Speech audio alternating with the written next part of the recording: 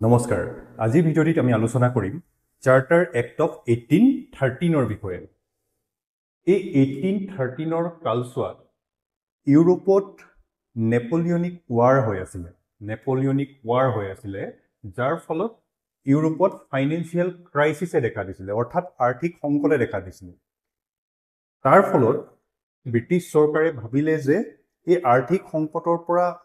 উদ্ধাৰ হোৱাৰ এটাই উপায় আছে আৰু সেই উপায়টো হৈছে ইংলেণ্ডৰ যি বণিকসকল বাকি ইষ্ট ইণ্ডিয়া কোম্পানীৰ বাহিৰৰ বাকি বণিকসকলক যদি আমি ইণ্ডিয়াত পঠিয়াই দিওঁ আৰু ইণ্ডিয়াৰ পৰা যদি আৰু অধিক মুনাফা বা লাভ আদায় কৰি ইংলেণ্ডত লৈ আহিব পাৰোঁ তেতিয়া আমি এই যি আৰ্থিক সংকট যুদ্ধকালীন পৰিস্থিতিত যি আৰ্থিক সংকটে দেখা দিছিলে সেই সংকটৰ পৰা চাগে কিছু পৰিমাণে হ'লেও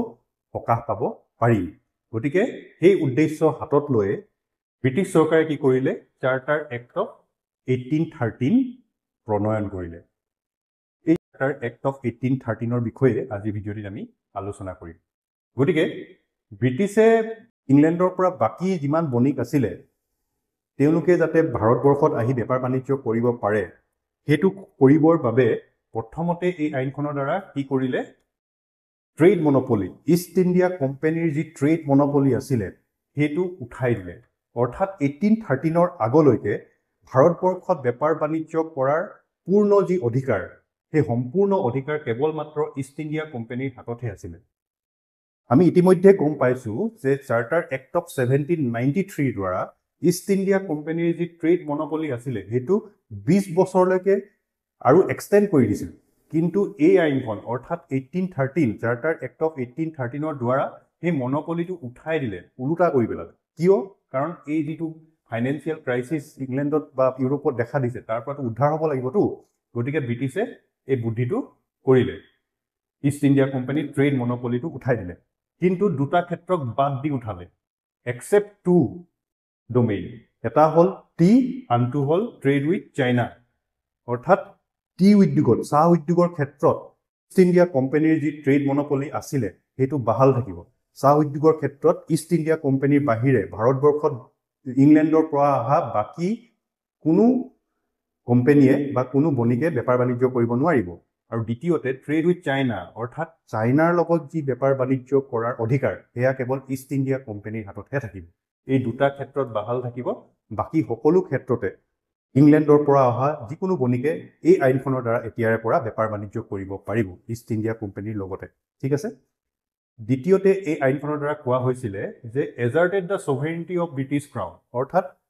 আমাৰ ভাৰতবৰ্ষত ইষ্ট ইণ্ডিয়া কোম্পানীয়ে অধিকাৰ কৰা যিখিনি টেৰিটৰিজ আছিল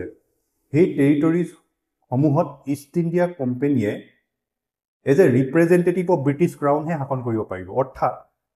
তেওঁলোকে ৰুল কৰিব পাৰিব কিন্তু ডিসিশন মেকিঙৰ সৰ্বোচ্চ ক্ষমতাটো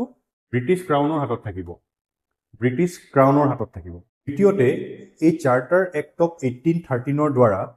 খ্ৰীষ্টিয়ান মিছনেৰীসকলক পাৰমিশন দিয়া হ'ল যাতে তেওঁলোকে ভাৰতবৰ্ষত আহি খ্ৰীষ্টিয়ান ধৰ্ম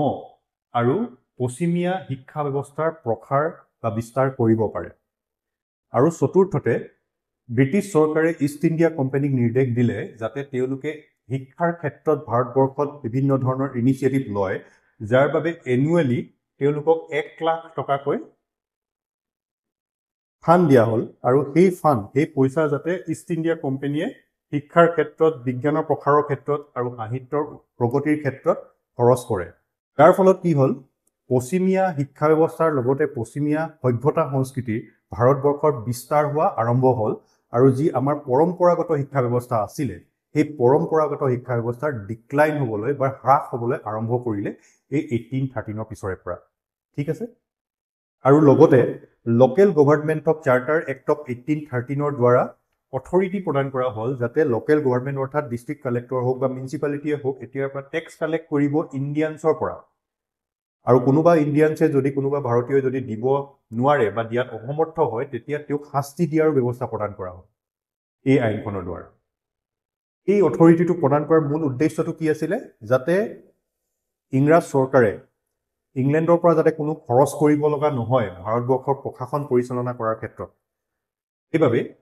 ইণ্ডিয়াৰ পৰা কালেক্ট কৰা টেক্সৰ দ্বাৰাই যাতে পুলিচ ষ্টেচন হওক বা কোৰ্টছ হওক বা ৰোড চিভিল এডমিনিষ্ট্ৰেশ্যন এইবোৰ পৰিচালনা কৰিব পাৰি তাৰ বাবে এই অথৰিটিটো লোকেল গভৰ্ণমেণ্টক দিয়া হ'ল গতিকে চাৰ্টাৰ এক্ট অফ 1813ৰ বিষয়ে আজিলৈ ইমানে ইয়াৰ পৰৱৰ্তী ভিডিঅ'ত আমি চাৰ্টাৰ এক্ট অফ 1833 বিষয়ে আলোচনা কৰিম আজিলৈ আহিছোঁ ধন্যবাদ